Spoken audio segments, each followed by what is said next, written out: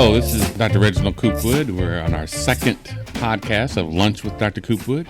We're excited today to have Ms. Sheena Freeman, who is here as our special guest. Welcome. Thank you, Dr. Coopwood. As you all know, we've developed our 12 premier behaviors, and these behaviors are what directs the organization in providing that excellent care that our patients deserve and they seek when they come to receive care at Regional One Health. And so today we're going to be talking about being dependable.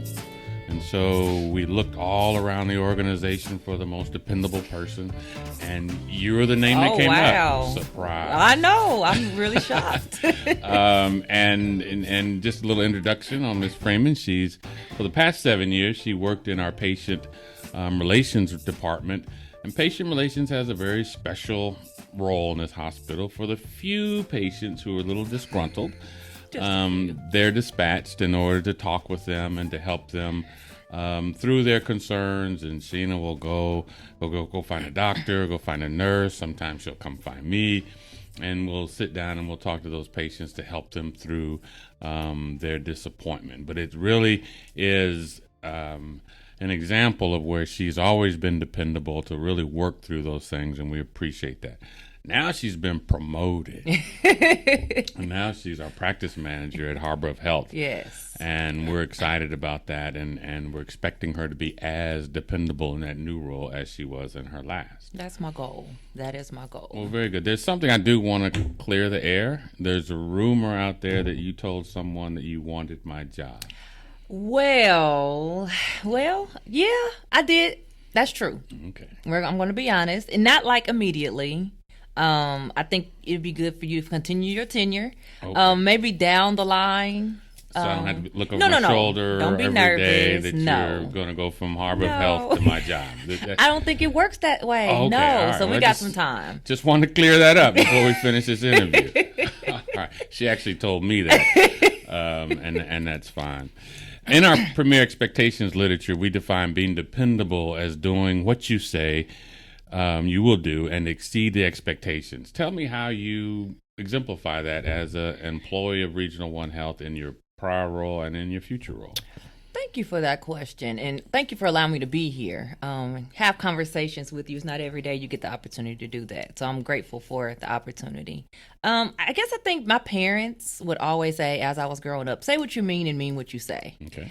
And what that meant was be a person of your word. If you say you're going to do something, do exactly what you said you're going to do. And I think when we're talking about being dependable, it's, being that person that other can rely on. If you told somebody you're going to circle back with them and follow up, actually do it. Wow. And I think that has been, when I think about what being dependable is, it's being somebody others can rely on, you're trustworthy, you're accountable to others. So when I think about be dependable as a premier behavior, that's what I think about. Saying what you mean and meaning what you say. And that's very good, because one of the worst things you can do after you interact with a family is to promise that I'll go get someone or go do someone and not show back right. up. Absolutely. So that's an excellent example. So why is being dependable important to quality patient care? So because no patient care is just siloed to one department, it takes people cross-departmentally working together. Mm-hmm. So it's essential that if, one department needs to do something before the next department can kind of do what they need to do, it's essential. Right. If I'm waiting, for example, on labs to be done in order to get an appropriate diagnosis, if I'm waiting or they've not followed up, that causes patients to get frustrated. Yeah. So it's just a matter of, from a cross-departmental perspective, it's important because everybody has to come together to provide the ultimate outcomes that the patient needs. So now in your new role, help me. I wanted an appointment, and you schedule an appointment, and something doesn't go right. So your new role, you're now managing people right. as well as expectations of the patients who come through Harbor of Health. How do you exhibit being dependable there? I think it's organic. Mm-hmm. Either you are or you aren't, right? Right. So I think in that role, kind of something I think that has helped me is I got an opportunity to kind of trace back a lot of times when I was talking to patients what they were upset about. Right. And that's why I wanted to kind of move there to be from an operational perspective. Now you're that person. I'm that person. Yeah. So now who do we go to when you? Well, that's my goal because I'm able to, impact it prior to escalating the patient relations, right? All right. Well, so good. it's just getting them to know if there's an issue, stepping in, making sure they're getting that appointment. And then if I'm being dependable in my actions, I think my team will follow in that expectation. Well, there's terms out there called, dog whisperer, cat whisperer, horse whisperer. I hear you have the name of angry person whisperer. That's crazy, isn't it? Yeah, it is. Usually people want to shy away from people who are angry. And I guess that's just not my personality. First of all, I didn't want them to come to you. I didn't want you to be the angry person. So I wanted to. Has that ever happened? So when it comes to that, when it comes to people who are angry, I looked at it as an opportunity, believe it or not, because people just aren't angry just because. People are angry for a reason. Right. And when I interact with patients and I find them to be angry, it's because of something else. So I get to the root cause. Mm-hmm. I'm able to sit down, let them vent, whatever words they want to use. I listen, and they get it out. And once I realize and understand what their issue is, I can trace it back to what we need to do. And then at that time, I can work with others, collaborate with others to resolve it. And how does personal ownership feed into getting that person who might be a little upset? It wasn't me. I wasn't here. Or that was so and so and so and so, and they get passed around where nobody's responsible. Help me and the organization to understand the value of taking ownership of a patient's concerns, whether you did it or not. Well, I'm a part of the team. I'm a part of Regional One Health. So if the patient perceives one person to have done something, I'm going to apologize for that, right? Right. So at that time, I take accountability. From that moment forward, I'm going to see them through the process. I'm going to work to rectify the situation with the appropriate owner, and then make sure I close the loop. That's what being dependable is about, closing the loop so that, whatever the patient's issue was, it's addressed and you don't have the same issue, them having being bounced back and forth, closing the loop. So that's one of the biggest things that causes frustration is it's nobody's fault. Yeah. And I had this thing happen to me, but nobody's taking responsibility. And sometimes, and I tell people in orientation, if I work day shift and you work night shift, we're the same person. Absolutely. And what you do at night, I have to take responsibility for during the day. And so that's why I have to be dependable right. In my work. And that's what we need, to the whole organization. So now you transition to Harbor of Health over there by Miss Cordelia's and where the food's real high and expensive. And people may come out of there with cardiac arrest and walk across the street to your clinic. Let's hope not, but if it happens, they're welcome. So how do you plan on leading your team to provide quality care for both the patients and as well as the environment for the individuals who work there? Because we have always kind of set that practice up with the intention of it being one of our kind of premier practices to really draw community there on the island to be their sole source for healthcare. Right. And now tag you're it. And, right. And help me how you're gonna do that. Maybe I'll drive across the bridge and get my healthcare there. Well, first and foremost, when I started in Regional One altogether, my goal was to build relationships. And that's what I did. When I started, I wanted to build relationships. And that's my plan even in Harbor of Health. I want to build those relationships. I want to go to those various businesses to let them know, hey, we're here. We want to be, we want to provide that primary care to you. It's about building that engagement with the community. Right. I want to, go to meetings and sit with, people who live out there. And I want to, really just I want to become a fabric of that community. Very good. Yeah. And that Harbor Town, downtown, just become ingrained organically in the community. Well, very good. You execute on all those things, and pretty soon you're going to be asking us to knock out some walls and get you a bigger space to practice. So today is November 22nd, maybe one day. We'll look back. All right. Yeah. Well, we plan to. Y'all wrote that down, right? how do you help me as a mentor to be dependable? So I'm working in your practice. I don't know. I'm a nurse. I'm a doctor, and I wasn't raised with the same principles maybe that you were raised with around being dependable. How do you help me to think differently about how to exhibit that premier behavior of being dependable? Well, I think you got to evaluate yourself first. If you got to first determine, am I dependable, right? And I think once you kind of understand, can people count on me, and ask yourself, can people count on me? I think it's a choice.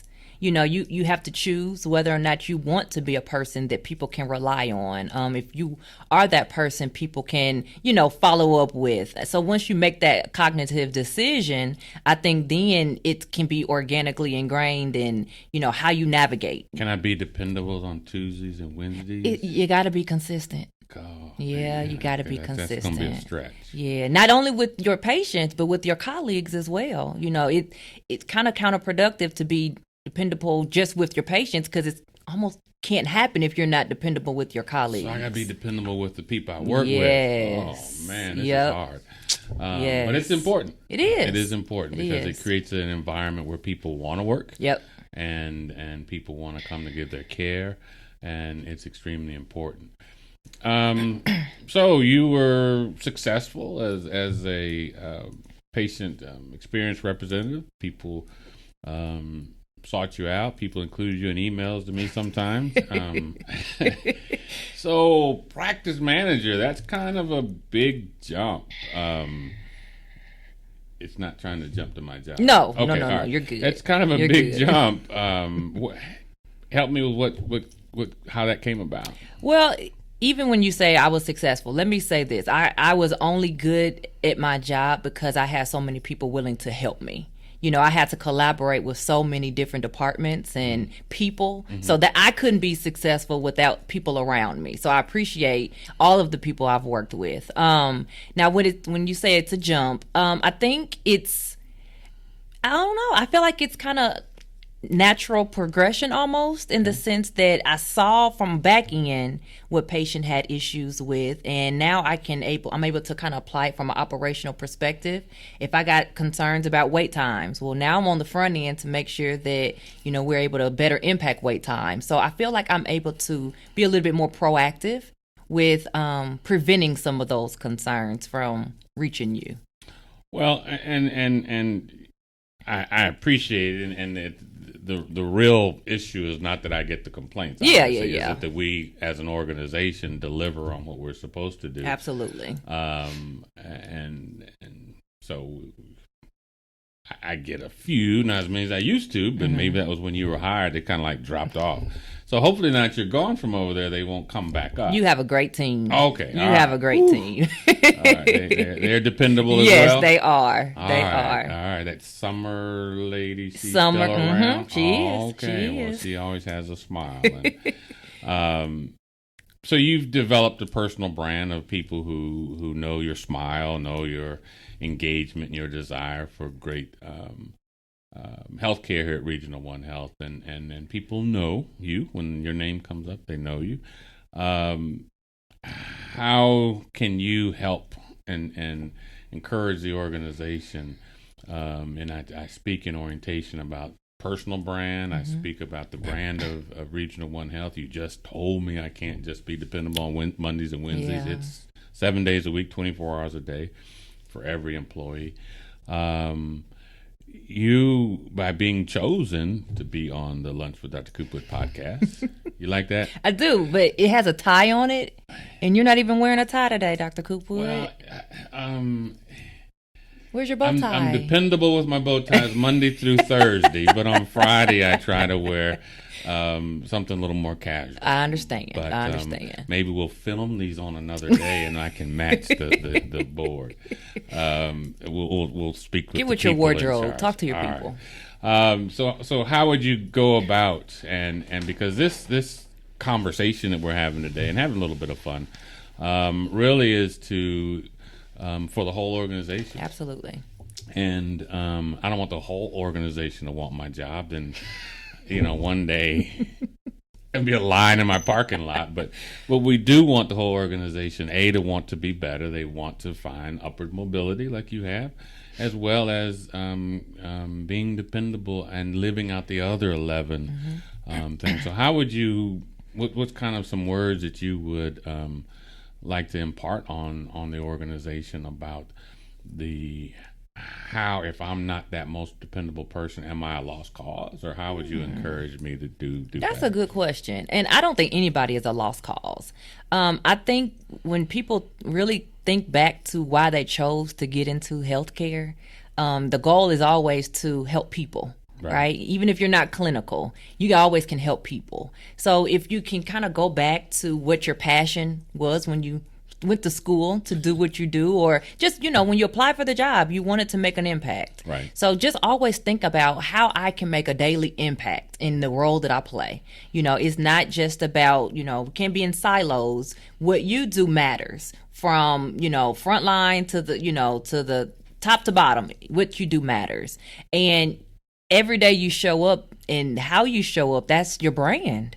If you show up and people want to see you and they're excited to see you and want to work with you, that's your brand. But if you show up and people kind of go the other way and, aren't always happy when they see you, that's your brand as well. So if you want to, continue to live out your passion, get back to why you started. Get back to how you can make an impact on our patients, because they deserve it at the end of the day, both our patients as well as their family members, because they come here. They don't want to be here. This is one of the most vulnerable times of their lives.